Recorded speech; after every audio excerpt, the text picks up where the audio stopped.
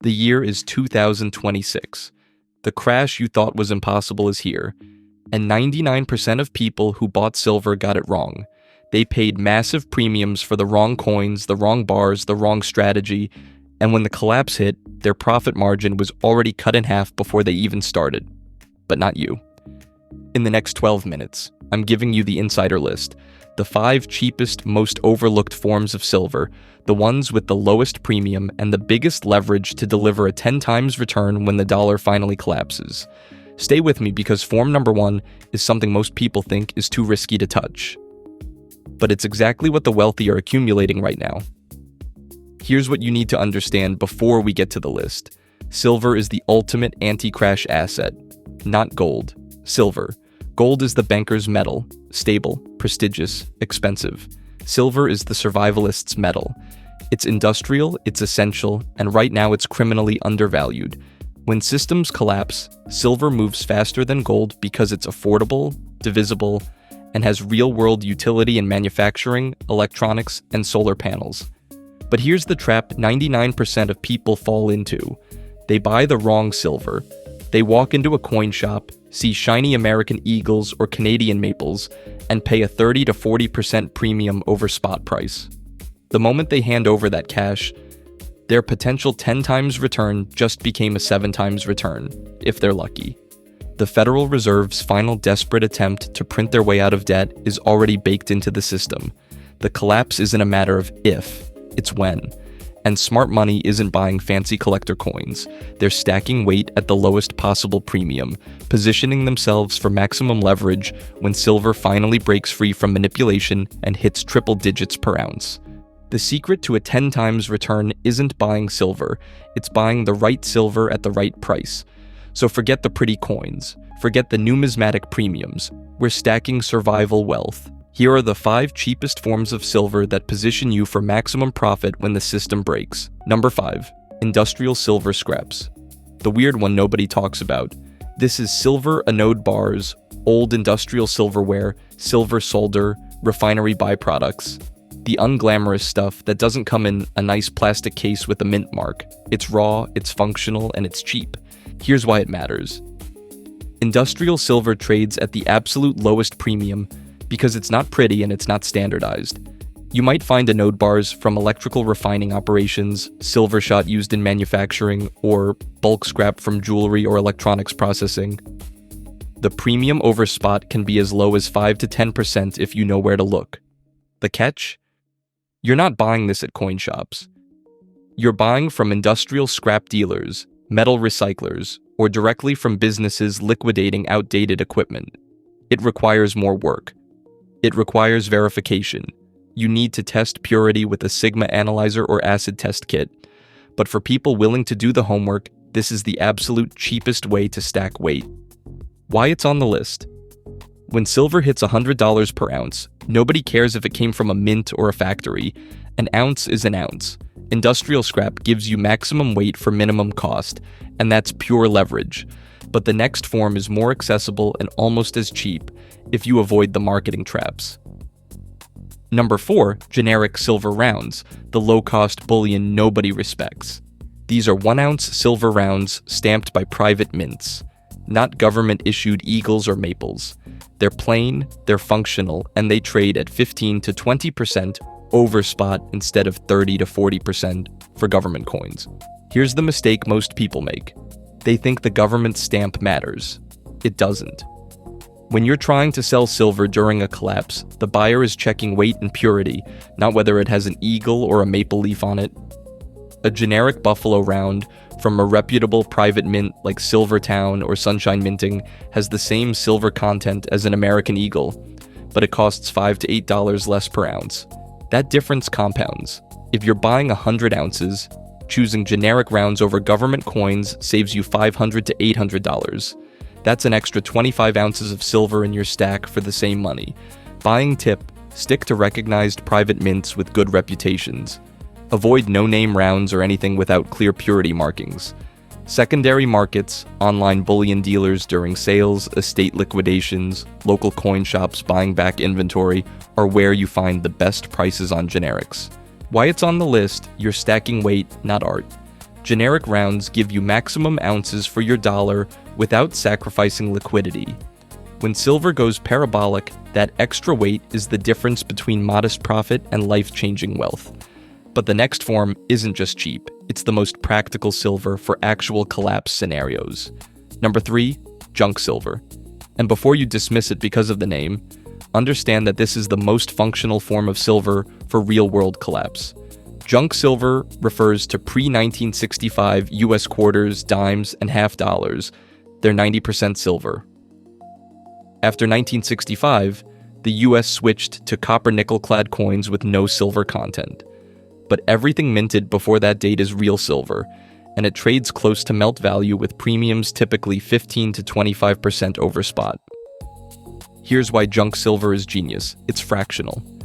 When you need to barter for food, fuel, or services in a collapse scenario, you're not breaking out a 1-ounce round worth $100. You're using a quarter worth $3 or a dime worth $1.20. It's the most divisible, most recognizable form of silver to average people. And here's the leverage angle. Junk silver premiums spike during crisis. In 2020, when people panicked about COVID, junk silver premiums doubled because everyone suddenly realized they needed small denominations for trade. When the real collapse hits, junk silver will be trading at 50 to 75% premiums while you bought it at 20. Buying tip: buy in bulk bags if you can. $50 face value bags, $100 face value bags. The more you buy at once, the lower the per coin premium. Don't worry about condition. Scratched, worn coins have the same silver content as pristine ones. Why it's on the list: junk silver is the ultimate collapse currency. It's recognizable, it's fractional, and it's cheap enough to stack in quantity while still being pure silver. When you need to actually spend silver, this is what you'll use. But the next form is where serious stackers gain maximum leverage if they're willing to take on liquidity risk. Number 2, large silver bars. 100 ounces or 1,000 ounces. The high-risk, high-reward leverage play. This is where institutional investors and serious stackers operate. 100-ounce bars and 1,000-ounce bars, also called good delivery bars, trade at the absolute lowest premiums in the physical silver market. We're talking 5 to 10% over spot on 100-ounce bars, and as low as 2 to 3% over spot on 1,000-ounce bars. Here's the math. If you're buying 1-ounce coins at a 30% premium, you're paying $39 per ounce when spot is $30. If you're buying a 100-ounce bar at a 7% premium, you're paying $32.10 per ounce. That's a 21% cost advantage. On 1,000 ounces, that difference is $21,000 in extra leverage. But here's the catch: liquidity. Large bars are harder to sell quickly, and when you do sell, you're dealing with dealers or refineries, not individual buyers. You can't walk into a coin shop and expect top dollar for a 1,000-ounce bar, and you definitely can't use it for barter. This is wealth storage, not functional currency. The strategy: if you're stacking serious weight, $5,000 or more, allocate a portion to large bars for maximum leverage, but keep fractional silver and rounds for liquidity. Think of large bars as your hold until silver hits triple digits position. Why it's on the list. Lowest premium per ounce means maximum leverage. When silver goes from $62 to $620, the person who paid $32 per ounce makes vastly more profit than the person who paid $39. Large bars are how you amplify gains. But number 1 is the form that combines the lowest cost with the highest liquidity, and it's the one banks absolutely hate. Number 1, a physical-backed silver ETF. Specifically, something like Sprott Physical Silver Trust, ticker PSLV. This is the least expensive way to gain silver exposure without paying physical dealer premiums, and it's the most liquid position you can hold. Here's why it's genius.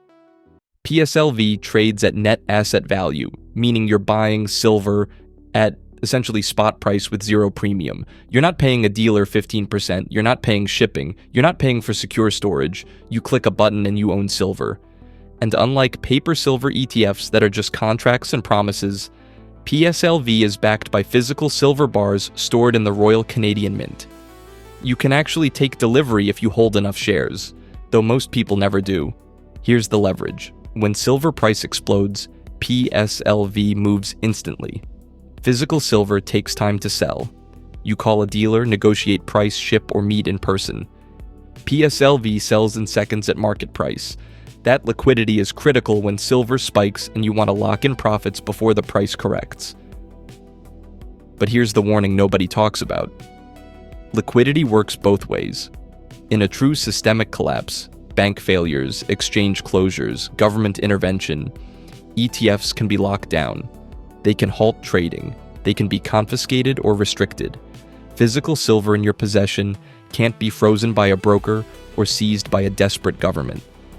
The smart strategy: use PSLV for a portion of your stack, maybe 20 to 40%, to capture upside with zero premium and maximum liquidity, but keep the majority in physical silver you control. When the system is functioning, PSLV is the ultimate low-cost, high-leverage play. When the system breaks, physical silver is the only thing that matters. Why it's number 1. Lowest cost, highest liquidity, maximum leverage, until the day the system locks it down. Use it while you can, but don't make it your only position. 5 forms. That's it. Industrial scraps for absolute minimum premium. Generic rounds for affordable weight, junk silver for functional barter, large bars for maximum leverage, and PSLV for zero premium exposure with instant liquidity. Here's your final warning: the window is closing.